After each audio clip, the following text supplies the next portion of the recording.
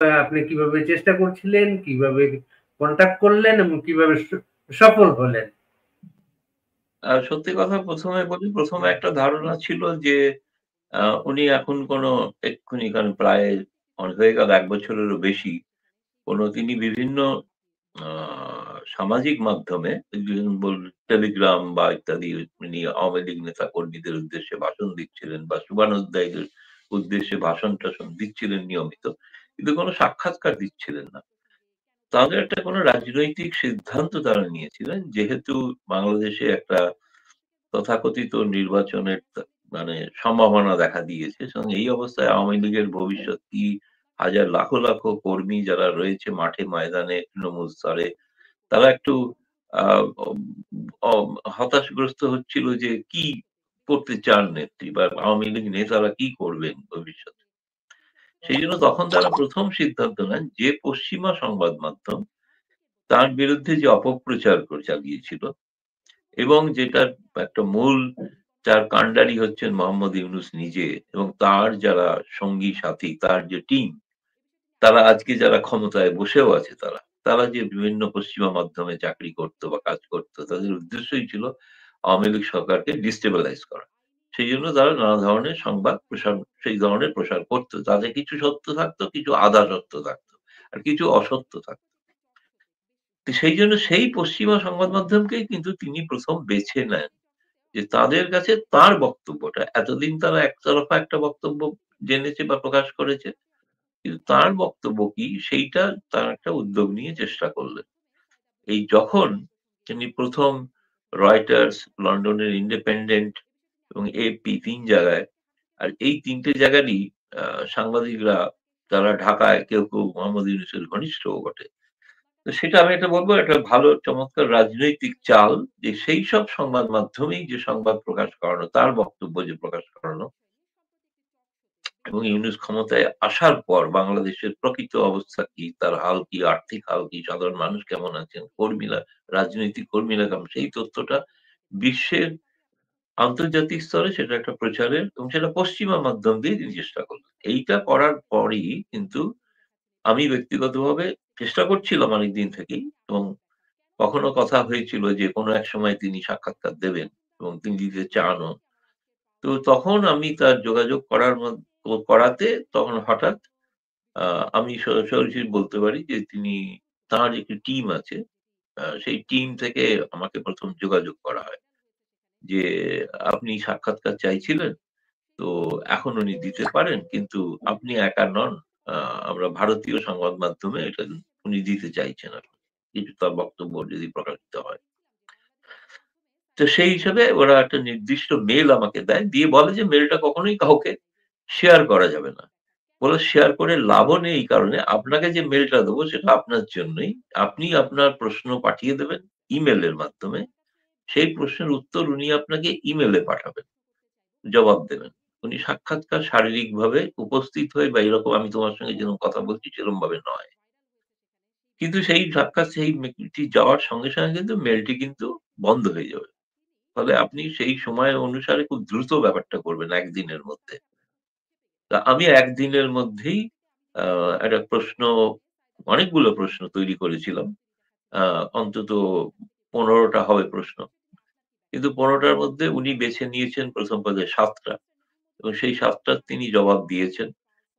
এবং আমি তখন জানতেও চেয়েছিলাম যে বাকি ৭ টা কি আমি পেতে পারি?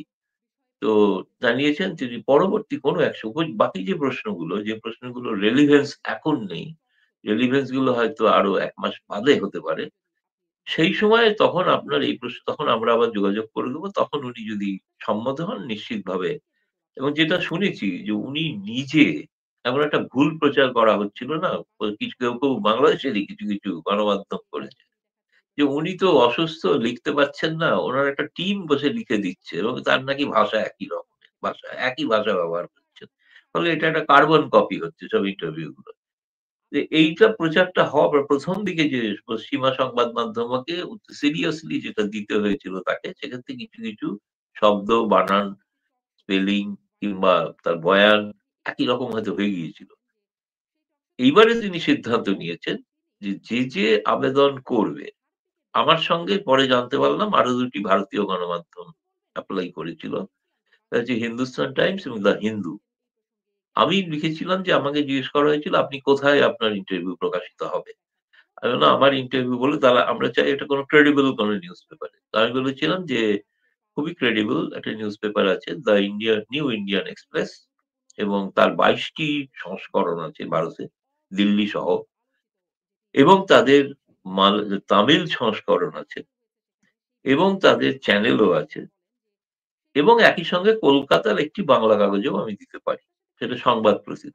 এই সবগুলি আজকে ছাপা হয়ে প্রকাশিত হয়েছে এবং ১ম পাতায় প্রকাশিত হয়েছে। আমি তোমাকে ব্যক্তিগতভাবে বাংলা পড়তে সুবিধা হবে বলে সংবাদ প্রতিদিনের লিঙ্কটা পাঠিয়েও দিয়েছি।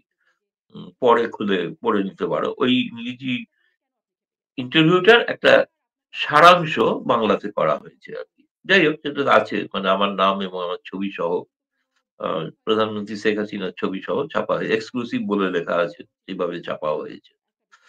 তো এইটা হওয়ার পর এখন আমি শুনতে পেলাম যে তারা আরকি আরো নানা জায়গায় সাক্ষাৎকার দেবেন ভারতেই এবং সম্ভবত ভারতবর্ষের আ কলকাতার আনন্দবাজার পত্রিকাতেও একটি সাক্ষাৎকার প্রকাশিত হতে পারে। তারাও আবেদন করেছে। এবং আসলে এটা সোজা কথা বলতে এক কথায় যদি তুমি দাঁড় করাও তাহলে এটা হচ্ছে এবার শেখ হাসিনা মিডিয়ার যুদ্ধে নামবেন। আমি এটাকে এইভাবে দেখছি। মিডিয়ায় যে একতরফা তার বিরুদ্ধে যে একটা প্রচার চলছিল, যেটাকে তিনি মনে করেন অপপ্রচার, তার কাউন্টার করার জন্য এবং তিনি নিজে তার টেবিলে প্রত্যেকটা ইন্টারভিউ, তার বয়ান যে বা যা ড্রাফট লিখে দিক, তিনি নিজে সংশোধন করছেন। সংশোধন করে বলেছেন এটা দেওয়া যাবে, এটা দেওয়া যাবে না। এইরকম ভাবে তিনি কিন্তু এই ইন্টারভিউ গুলো করেছেন। যেন এই ৩ টে ইন্টারভিউ আজকে ধরো ছাপা হয়েছে। ৪ টি কাগজে ছাপা হয়েছে। তাই তো?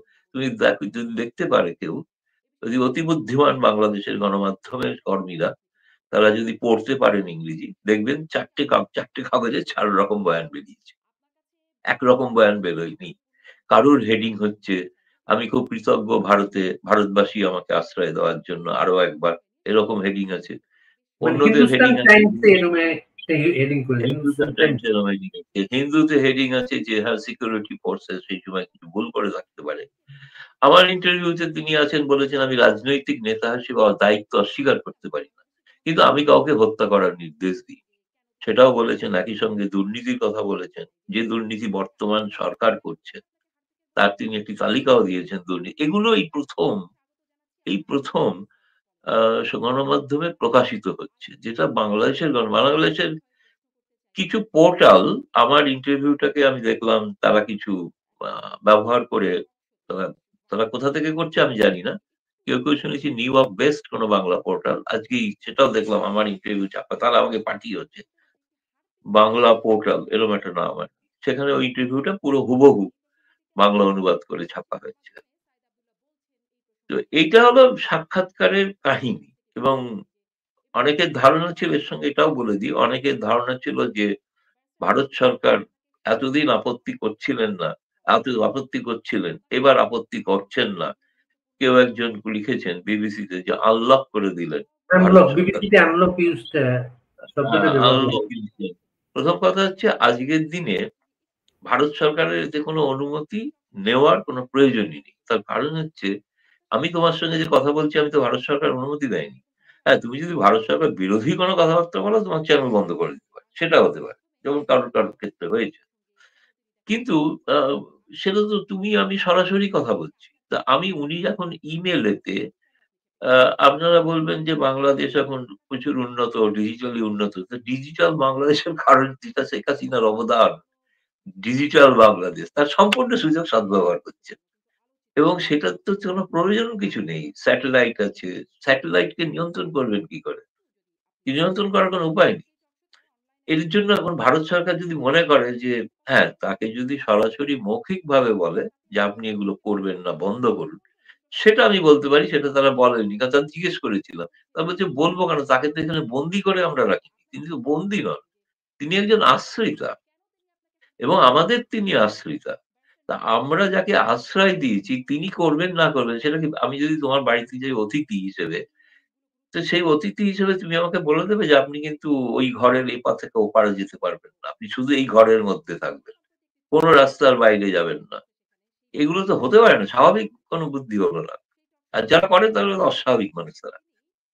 যেমন বাংলাদেশের বহু মানুষকে কারাবন্দী, ঘরবন্দী করে রেখেছেন বর্তমান ইউনূস সরকার। আর অন্যকে ফ্যাসিস্ট দিচ্ছেন।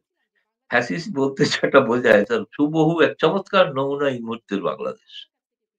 এত সাংবাদিক জেলে, এত সচিব তারা কেউ জামিন পাচ্ছেন না। বিনা বিচারে আটক রাখাটাই ফ্যাসিজম। এইটা ওই ফ্যাসিজমের যদিও ফ্যাসিজম ইংরেজিতে লিখতে বললে অনেকে লিখতে পারবে না। বানানে মাঝখানে সি টা হয়তো বাদ দিয়ে যাবে। তো লিখতে পারবে না। তো এস হয়তো লিখে বসবে। মানে আমার দেখে মনে হয়েছে তাদের। ফলে কথায়, কথায় ফ্যাসিজম বলে যায়। ফ্যাসিজমের মানে যে নিজেরা প্রতিদিন যেটা পালন করছেন সেটাই যে ফ্যাসিজম সেটা বুঝতে পারছেন না। খুব দুর্ভাগ্যের বিষয়। হ্যাঁ, বলো হুজুর অনেকটা বললাম এই এবার তোমার ইন্টারভিউ গুলোর আগে শেখ হাসিনার অবস্থান একরকম ছিল। বাংলাদেশের ইউনুস গভর্নমেন্ট বা তার প্রশাসন একতরফা বলে যাচ্ছিল শেখ হাসিনার বিরুদ্ধে। এই ইন্টারভিউ নতুন একটা পরিস্থিতি কি তৈরি করেছে আপনি মনে হয়? প্রথমত যেটা সেটা তো নিশ্চিতভাবে যে তার যে রাগ তার সঙ্গে কেউ দ্বিমত পোষণ করতেই পারে না। আমি বলছি না যে শেখ হাসিনা যা বলেছেন সবাইকে সবটা মেনে নিতে হবে। রাজনীতিতে বা গণতন্ত্রের নিয়মই এটা যে শতপুষ্প বিকশিত হোক। কেবল একটি পুষ্পই নয়। এই শতপুষ্প বিকশিত হওয়ার জন্য তার একটা মতের বিরুদ্ধে আরেকটা মত থাকবে। এবার সাধারণ মানুষ ঠিক করে নেবেন সেটা সত্য না অসত্য। তিনি যে বলছেন যে বাংলাদেশের অর্থনীতি এখন অধোগতি এবং নেমে গেছে 450% এই অবস্থা। আমি এই পার্সেন্টেজ এর মধ্যে যাচ্ছি না। কিন্তু এটা তো মানুষ দেখেছিল। সাধারণ রিক্শাওয়ালা, সাধারণ খেটে খাওয়া মানুষ, মজদুর যাদের আমরা ভিডিও দেখছি। আমি কোন রাজনৈতিক নেতাকর্মীরা রাজনৈতিক উদ্দেশ্যে কথা বলতে পারে। কিন্তু যারা রাজনৈতিক সরাসরি যুক্ত নন, যাদের দিন আনে দিন খেতে বা তারা সাধারণ মধ্যজীবী, চাকুরিজীবী যাদের রাজনীতিতে বলতে চোখ বলতে তাদের খালি বছরে ৫ বছর অন্তর গিয়ে একবার ভোট দেওয়া অথবা ভোট দিতে না পারা তার ক্ষোভ ইত্যাদি। তারা কিন্তু উপলব্ধিত করছেন তাদের মাথাপিছু আয় কত ভালো ছিল। দেশটা কত আজকে যে তারা উপভোগ করছেন বর্তমান সরকার, সবই তো শেখ হাসিনার আমলে তৈরি করে দেওয়া না? সেই পদ্মা সেতু তো বন্ধ করে দেন। পদ্মা সেতু দিয়ে আজকে কত কম আমাকে বাংলাদেশের মানুষ বলে যে এখন তো যদি ভিসা পাই, আমাদের তো মানে ৪-৫ ঘন্টার মধ্যে কলকাতা পৌঁছে যাই। সোজা ওই খুলনা হয়ে যশোর হয়ে বেনাপোল আছি, ওখান থেকে পেট্রাপোল, ওখান থেকে বনগা লোকাল ধরে শিয়ালদা। কয়েকজন সাংবাদিক রীতিমতো এসছেন এর মধ্যে। তো এইভাবে যে এই যে পদ্মা সেতুর এই রেল লাইনটা করে দেওয়ার ফলে তো হয়েছে। এয়ারপোর্টে যাওয়ার জন্য যে রাস্তা, যে এক্সপ্রেসওয়ে বা আজকে দক্ষিণ বাংলার সঙ্গে যে যোগাযোগ, এই যে মেট্রো রেলে এখন মেট্রো রেল বন্ধ থাকলে মানুষ আওতাজ করছে। যেহেতু মানুষ বাংলাদেশের মেট্রো রেলে চড়ছেন, প্রতি মুহূর্তে তারা শেখ হাসিনাকে স্মরণ করছেন এবং মনে রাখছেন এইটা শেখ হাসিনা না হলে হতো না। আমি বলছি না যে যেকোনো সরকারই করতে পারেন। উন্নয়ন করাটা প্রত্যেক সরকারের কাজ। সেটা এই সরকারে ১ বছরের মধ্যে বলুন তো একটা নতুন প্রকল্প হয়েছে যেটা উল্লেখ করা যেতে পারে। একটা নতুন সাধারণ মানুষের উপকারের জন্য। শুধু ধরে, ধরে মানুষকে জেলে পুরছেন। এইটা একটাই প্রকল্প ছিল বাস্তবায়ন। আর তো কোনো প্রকল্প নেই। আর নিজেরা তাদের রোজগার করে যাচ্ছেন।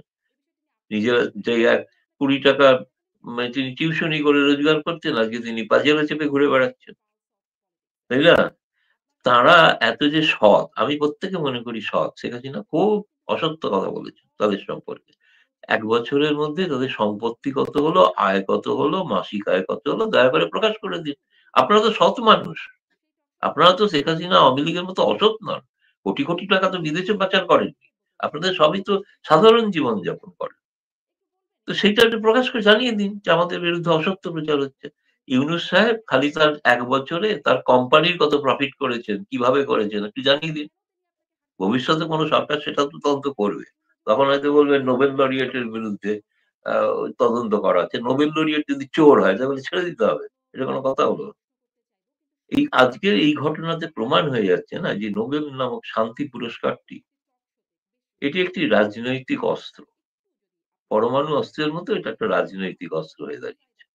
যার কোন অর্থই এবং যিনি ১ম কথা হচ্ছে তিনি নোবেলটা পেয়েছে এই কথাটা বাংলাদেশের মানুষ ভুলে যায় বারবার। নোবেল পুরস্কার জয়ী অর্থনীতিবিদ ডক্টর মোহাম্মদ ইউনুস। নোবেলটা পেয়েছিল তার গ্রামীণ ব্যাংক। তিনি তার কর্ণধার ছিলেন বলে তার ভাগ পেয়েছেন। ব্যক্তি নোবেল ইউনূসকে দেওয়া হয়নি। এই অসত্য কথাটা তিনি প্রচার করে উপভোগ করে যাচ্ছেন। কি কারণে তাকে দেওয়া হয়নি? এখন এটার আবার একটা বলা গ্রামীণ শুরু হয়েছে, আরে এখন আবার প্রতিষ্ঠানটা পেয়েছিল। তিনি ডক্টর অমর্ত্য সেনের মতো, রবীন্দ্রনাথ ঠাকুরের কারোর মতো ব্যক্তিগত কোনো উৎকর্ষের কারণে পাননি। তার সংস্থার উৎকর্ষের কারণে, তথাকথিত উৎকর্ষ। এনিওয়ে যাই হোক, এখন সেই তর্কে গিয়ে বাস্তবতা। লাভ নেই। আচ্ছা, আমি আপনার জানেন এই ইন্টারভিউ গুলো প্রতিক্রিয়া ভারতে আপনি কি টের পাচ্ছেন? ভারতে প্রতিক্রিয়া মানে যারা যেসব সাংবাদিকরা ইন্টারভিউ পাননি তারা খুব ক্ষুব্ধ। তারা অনেকেই আমার উপর ক্ষুব্ধ হয়ে গেছেন। যে, "ও আপনি প্রেস ক্লাব অফ ইন্ডিয়ার প্রেসিডেন্ট বলে আগে সুযোগটা নিলেন।" আমি বললাম যে, "ভাই সেটা তো কিছু করণীয় নেই। তোমরাই তো আমাকে প্রেসিডেন্ট বানিয়েছো। এটা তোমাদের কৃতিত্ব। তো আমি ইউনূসের মতো বলছি না যে এটা আমার কৃতিত্ব। আমি বলতে চাইছি আমার প্রতিষ্ঠানের কৃতিত্ব। তাই না? যে প্রেস ক্লাব ইন্ডিয়াতে বঙ্গবন্ধুর একটি বড় ছবি রয়েছে। যে প্রেস ক্লাব ইন্ডিয়াতে বঙ্গবন্ধুর নামে একটি মিডিয়া সেন্টার আছে। যে প্রেস ক্লাবে বঙ্গবন্ধুর নামে একটি প্রেক্ষাগৃহ আছে, মিলনায়তন আছে। এবং যে তার বঙ্গবন্ধুর নামাঙ্কিত যে অডিটরি তার যে স্ক্রিন আছে, যেখানে ছবি দেখানো হয়। এই সবটা সেইটার স্বীকৃতি হিসেবে আমাকে পাওয়া যায়। এটা প্রেস ক্লাব অফ ইন্ডিয়ার কৃতিত্ব। আমি গৌতম লাহিড়ী কৃতিত্ব। আমি তো নাও থাকতে পারি প্রেসিডেন্ট। কিন্তু প্রেস ক্লাব অফ ইন্ডিয়া এই কৃতিত্বটা পাবে। হুম, হ্যাঁ। আর দ্বিতীয়ত হচ্ছে না, আমি তোমাকে একটা বলি ভারতে এটা ঘটনা যে ভারতে অসম্ভব ভালো প্রতিক্রিয়া। প্রচুর প্রশংসা এবং অভিনন্দন আমি তো পাচ্ছি। অন্য আমার যারা সতীর্থ সাংবাদিক তারা পেয়েছে, তারাও পাচ্ছে। আ এবং একই সঙ্গে ভারতের মানুষ তো এ আসলে বঙ্গবন্ধুর প্রতি শ্রদ্ধাশীল এবং বাংলাদেশের আওয়ামী লীগের প্রতি সহানুভূতিশীল। যতই গালি দিক আর বাংলাদেশের মানুষ যত যাই মনে করে থাকুক, ৮০% ভারতীয় আওয়ামী লীগের সমর্থক। আওয়ামী লীগের যদি কোনদিন ভোট হয় ভারতে, আওয়ামী লীগ বোধহয় ৩০০ র মধ্যে বোধহয় ২৯৯ টা সিট পেয়ে যেতে পারে। এরকম আরকি। যদি আওয়ামী লীগ আর এখানে আওয়ামী লীগ বনাম অন্য কোন রাজনৈতিক দলের ভোট হয়। এতটাই জনপ্রিয়। তার মানে কি এই যে আওয়ামী লীগের কোন দোষ ত্রুটি কিছু নেই? নিশ্চয়ই আছে। স্বাভাবিক এত ক্ষমতায় থাকার ফলে দোষ ত্রুটি থাকবেই। কিন্তু সেই নেতা, নেতার দোষ ত্রুটি সেটা কখনো তো একটা দল বা আদর্শের উপরকে দায়ী করা যায় না। তার মানে লড়াইটা আদর্শগত লড়াই। অর্থাৎ বঙ্গবন্ধুর যে আদর্শ, তার বিরোধী আদর্শ, তার সঙ্গে লড়াই। সেই লড়াইটা চলতে থাকবে। এটা বাংলাদেশে নিরন্তর চলছে। মানে আমাদের ভারতের প্রতিক্রিয়া আমি যদি বলো এক কথায় বলব, অসাধারণ এবং সাধারণ মানুষ ভীষণ খুশি। ভীষণ খুশি। অন্তত তারা জানতে চাইছিলেন যে শেখ হাসিনা কি বলছেন? তিনি কেন বলছেন না? তিনি কেন মুখ খুলছেন না? তার বিরুদ্ধে একতরফা বলে যাওয়া হচ্ছে। তার যুক্তিটা আমরা শুনতে চাই। এবং তার যুক্তিতে বুঝতে চাই যে তার বিরুদ্ধে যে বলা কথাগুলো বলা হচ্ছে এগুলো কতটা সত্য, কতটা অসত্য। সুতরাং এখন মানুষ তুল্যমূল্য বিচার করবে। যে মোহাম্মদ ইউনূসের পক্ষ থেকে যে অভিযোগ করা হয়েছে শেখ হাসিনা তার জবাব দিয়েছেন। এটার মধ্যে কোনটা সঠিক? এটা মানুষ ঠিক করবেন। এটা আমি, তুমি রাজনৈতিক নেতা ঠিক করবেন। এই পরিস্থিতির কারণে ভারতে যেসব আওয়ামী লীগের নেতারা অং- অবস্থান করছেন, তাদের প্রায় সবার সাথে আপনার একটা ব্যক্তিগত সম্পর্ক আছে, যোগাযোগ আছে। এই ইন্টারভিউ গুলো তাদেরকে কতটা বুস্ট আপ করেছে? না নিশ্চিতভাবে তারা একটা মানে ১ম কথা বলছি যারা রাজনৈতিক নেতৃত্বে আছেন, তারা একটা রাজনৈতিক দিশা পেলেন এবং দিশাটা হচ্ছে যে কি এই ইন্টারভিউ গুলোর মধ্যে প্রচ্ছন্ন যেটা ইঙ্গিত আছে যেগুলো স্পষ্ট ভাষায় নেই, সেটা হচ্ছে আওয়ামী লীগ ভবিষ্যতে কি করতে চায়, তার নীতি কি, নির্বাচন সম্পর্কে তার ধারণা কি এবং নির্বাচনের সম্পর্কে আমার যেটা মনে হয় সবচেয়ে খুব ভালো বড় কথা যিনি বলেছেন সেটা হচ্ছে এই বয়কটের রাজনীতিটা গণতন্ত্রকে দুর্বল করছে। এবং তিনি বয়কটে বিশ্বাস করেন। হ্যাঁ, এটা ঠিকই নির্বাচনটা অবাধ, নিরপেক্ষ, শান্তিপূর্ণ হওয়া উচিত। কিন্তু এই নির্বাচনে আওয়ামী লীগ যে অংশগ্রহণ করতে চায় না বলে না, করতে দেওয়া হবে না, সেটা অন্য বিষয়। কিন্তু তিনি করতে চান। বিএনপি তো নির্বাচন নিজে থেকে বয়কট করেছিল। তাকে তো বারণ করেননি আওয়ামী লীগ যে আপনি বয়কট করুন। তিনি মনে করেছেন এই ব্যবস্থায় নির্বাচন করা যাবে না, তাই তারা বয়কট করেছিলেন। তো এখন তাদের একটা সুবর্ণ সুযোগ এসছে। তারা দয়া করে নির্বাচনটা করুন, করে নিজেরা ক্ষমতা থাকে জিতুন। দরকার হলে আওয়ামী লীগকে হারিয়ে দিন। কারণ আওয়ামী লীগকে তো মানুষ পছন্দ করে না।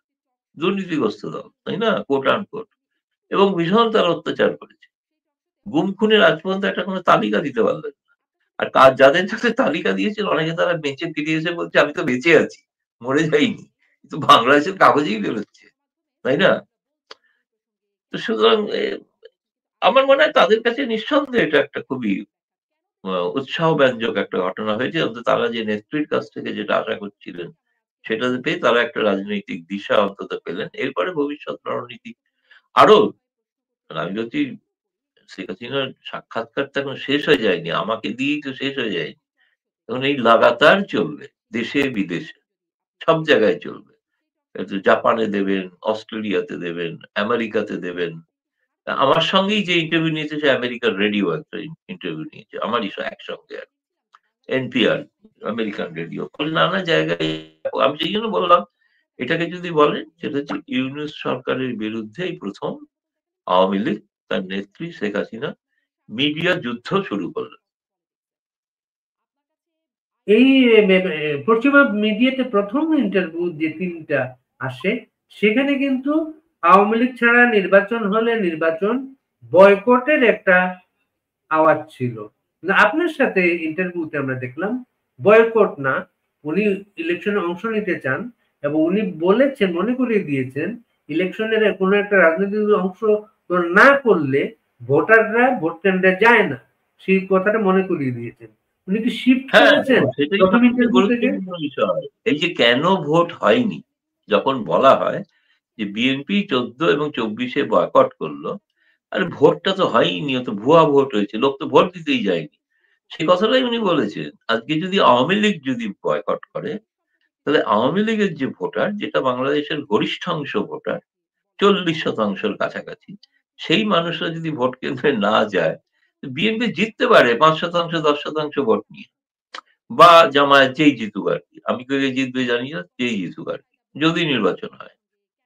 কিন্তু আ সেইটাই তো মানে এই এনালিসিসটা তো একটা চমৎকার এনালিসিস না? এটা তো আমরাও ভেবে দেখিনি। সত্যি, সত্যি বাংলাদেশে কারণ ভোটটা তো কম হচ্ছিল। কম হচ্ছে কারণ একটা পার্টি বয়কট করছিল। তার তো একটা সমর্থক আছে। বিএনপিরও তো ৩০% মতো ভোট তো আছেই। সেটা তো জামায়াতেরও একটা ভোট আছে। আর জামায়াতের বিষয়টা আলাদা। জামায়াতকে ভোট থেকে বাইরে রাখা হয়েছিল। তার রাজনৈতিক কারণে ওটা নির্দিষ্ট কারণে। কিন্তু বিএনপির তো ভোট ছিল। বিএনপি ছাড়া বাকি দলগুলোর ভোট ছিল। তার যে সঙ্গী সাথী শরিক তাদেরও ভোট ছিল। সেই সংখ্যাটা তো ওই ৩০ এর বেশি হয়। ৩০% মানুষ যদি ভোট কেন্দ্রে না যান, তাহলে ভোট তো কম হবেই। স্বাভাবিক কথা। এবং আওয়ামী লীগ যদি না যায় তো ভোট তো কম হবেই।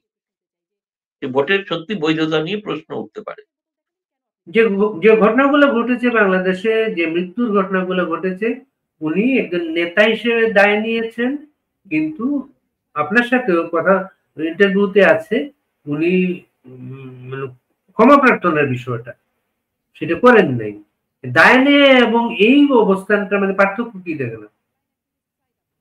না, তিনি তো দেশের প্রধানমন্ত্রী ছিলেন। সেখানে যদি একজন মানুষও মারা যান, সেটা তো নিশ্চয়ই এবং যদি সেটা তার সিকিউরিটি এজেন্সির দ্বারা যদি নিহত হয়, সেনাবাহিনীর দ্বারা নিহত হয়। প্রচ্ছন্নভাবে কিন্তু একটা বলা আছে সেটা হচ্ছে যে এই নিরাপত্তারক্ষীর ক্ষেত্রে বা সেনাবাহিনী তারা কিন্তু যথেষ্ট যে ধরনের তারা ভুল ভ্রান্তি করেছে, ভুল করেছে কিছু। সেটারও তিনি একটা বলেছেন। এবং একই সঙ্গে এটাও বলেছেন যে আমি তো নিজে কোনো বলিনি কাউকে গুলি করতে। তার এই কথাটা কেবলমাত্র জুলাই থেকে আগস্ট পর্যন্ত নয়। তার এই কথাটা হচ্ছে তারও পরবর্তী সময়েরও যে আওয়ামী লীগ নেতাকর্মীও মারা গেছে। তাদের জন্যই তিনি তাদের প্রতি সমবেদনা জানাতেই তিনি তাদের হয়ে দায় নিচ্ছেন। কেবলমাত্র জুলাইয়ে আবু সঈদ মারা গেছেন তার জন্য তো তিনি দুঃখিত। তার বাড়িতেও পর্যন্ত গিয়েছিলেন সেই সময় যতদিন ছিলেন। কিন্তু বাকিদের সকলের জন্যই তিনি সেটা দুঃখিত। তিনি সেটাই বলেছেন যে কিন্তু তার দায় মানে হচ্ছে তিনি খুন করেছেন। এই যে অভিযোগ করা হচ্ছে, এটা তো হাস্যকর একটা অভিযোগ না? হাস্যকর যেমন দুর্নীতির অভিযোগ যেটা বলা হচ্ছে হাস্যকর। যত বিলিয়ন ডলারের দুর্নীতির কথা বলা হচ্ছে তত বিলিয়ন ডলার তো বাংলাদেশের অর্থনীতিতেই নেই। কোত্থেকে এই ফিগার গুলো আসছে হাস্যকর। অথচ তার ক্ষেত্রে যে অভিযোগগুলো করা হয়েছে, হাসিনা করেছেন সেগুলো প্রত্যেকটা তো বাস্তবসম্মত বাংলাদেশের আর্থিক প্রতিষ্ঠান থেকে জানা তথ্যের ভিত্তিতে।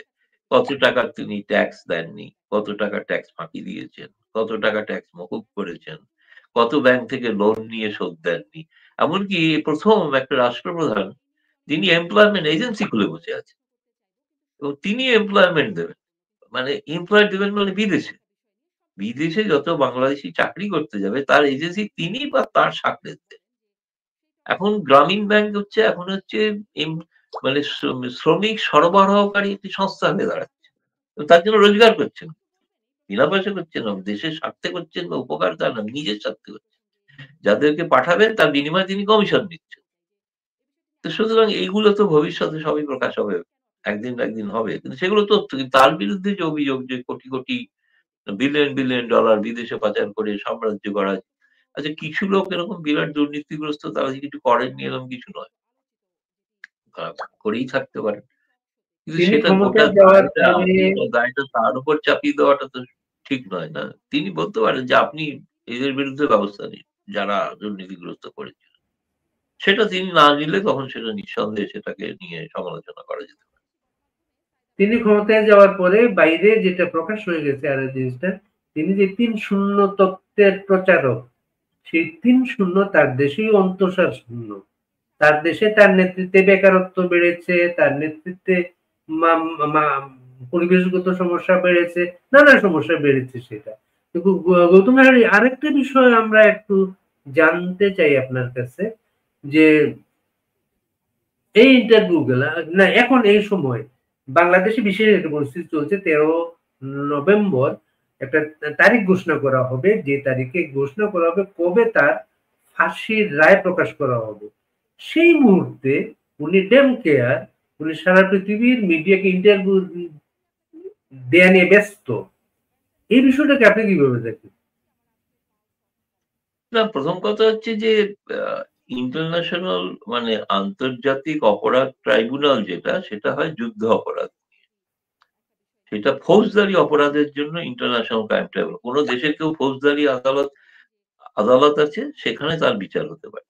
ইন্টারন্যাশনাল ক্রাইম ট্রাইব্যুনালে যিনি যুদ্ধই করেননি মানুষের সঙ্গে, অথচ ৭১ তো মানুষের বিরুদ্ধে যারা যুদ্ধ করেছিল তাদের বিরুদ্ধে বিচার হয়েছে না? বা অসমাপ্ত মুক্তিযুদ্ধের অসমাপ্ত কাজ সম্পন্ন হচ্ছে। যুদ্ধের অসমাপ্ত কাজ। কিন্তু এখানে তো যুদ্ধটা কোথায়? যুদ্ধ তো কিছু নেই। আচ্ছা আমি মেনে নিচ্ছি তার অনেক অপরাধ হয়েছে। সেই অপরাধগুলো ফৌজদারি আদালতে করবেন। তার জন্য ইন্টারন্যাশনাল ক্রাইম ট্রাইব্যুনাল কেন? আর ইন্টারন্যাশনাল ক্রাইম ট্রাইব্যুনালে তিনি যদি সে যাই এটাও একটা আমার মনে হয় ইন্টারভিউটা দিয়ে একটা চাপ, মানসিক চাপ ইউনূসের উপর তৈরি হচ্ছে। এই ১ম একজন শান্তি পুরস্কারের নোবেল জয়ী কাউকে ফাঁসি দেবেন। তবে নোবেল শান্তি পুরস্কারটা কি থাকবে আর?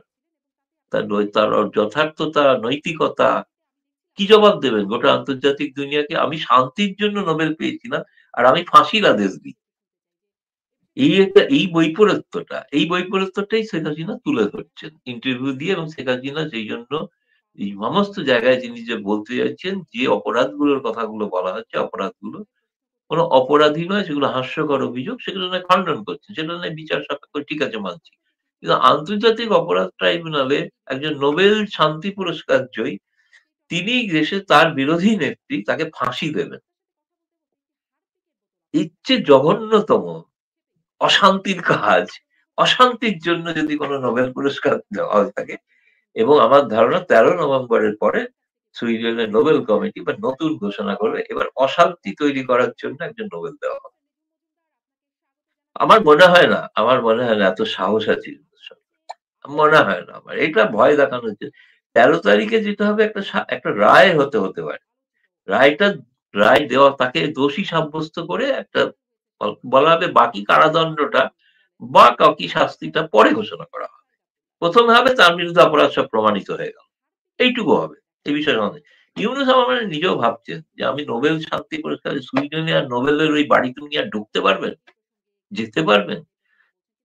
এতদিন তো শুনেছি ইউরোপ আর আমেরিকায় ওনাকে পচা ডিম ছুড়ছিল।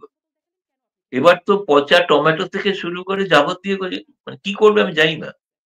মানে আমাদের দেশে এরকম কোনো ঘটনা ঘটলে আমাদের নোবেল জয়ী যদি এরকম কোনো কাণ্ড করেন, ডক্টর অমর্ত্য সেন, কি অভিজিৎ বিনায়ক বন্দ্যোপাধ্যায় কিংবা ধরুন এখন রবীন্দ্রনাথ যারা বেঁচে আছেন তারা যদি এমন কাজ করে, তাদের তো এখানে জুতোর মালা পরাতো লোকে। তাই না? পচা ডিম-ফিম ছুঁড়ে কষ্ট করে খরচা নাই। এখন জুতো জমিয়ে রাখবে। ওই নোবেলের ওই বাড়ির কাছে আমি বলছি তার ওইখানে সুইডেন যাওয়াটা তিনি আর যেতে পারবেন না। অসম্ভব হয়ে যাবে। আমরা শেষ করব গৌতম লাহিড়ী। আমরা আরেকটা অনুরোধ করি, যেটা বলা সম্ভব কিনা, শেখ হাসিনা যে প্রশ্নগুলোর জবাব দেন নাই সেই প্রশ্নগুলো কি ছিল? এই না, সেটা তো বলাটা হবে না, কারণ